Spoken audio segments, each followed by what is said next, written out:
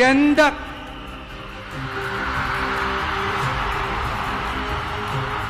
யாராலையும் தடுக்க முடியாது. ஏற்கனவே கட்சிக்காரங்க தொல்லை தாங்க முடியல, தூங்க விட மாட்டாங்க. இந்த விஷயம் வந்து தூங்க விட மாட்டான். நம்ம பாட்டுக்கு ஹைவேல சைக்கிள்ல சோலாவா போலான்னு நினைச்சோம். இவன் நாடனா மக்கள் சக்தியோட வந்துட்டு இருக்கான். இவன் தான் கேள்வி கேட்கறான்னு பார்த்தா மக்களையும் கேள்வி கேட்க வைக்கிறான். 1000 ரூபாய் கொடுத்துட்டு இருந்தோம், 5000 ரூபாய் கொடுத்து ஏமாத்தலான்னு பார்த்தா அதையும் கேள்வி கேட்க வைக்கிறான். விசில் சத்தம் வேற விண்ண முட்டுது. கூட்டணி கட்சிகள் தொல்லை வேற தாங்க முடியல.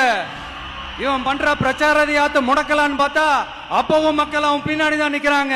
என்ன பண்றது ஏது பண்றதுன்னு தெரியாத ஒரு மனநிலையில இருப்பாரு. ஆனா சார், நீங்க இந்த விஜயம் முடக்கலாம், ஆனா ஒவ்வொரு வீட்டில் இருக்கிற ஒவ்வொரு விஜயையும் உங்களால முடக்கவே முடியாது. அவங்களாம் ஆல்ரெடி பிரச்சாரத்தை ஸ்டார்ட் பண்ணிட்டாங்க சார். வீட்லயே குடும்பமா இறங்குவாங்க பாருங்க பிரச்சாரத்துக்கு.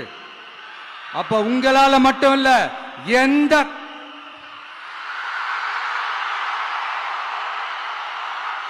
யாராலையும் தடுக்க முடியாது. இந்த விஜய் வந்ததுனால நமக்கு பொழப்பே போச்சு.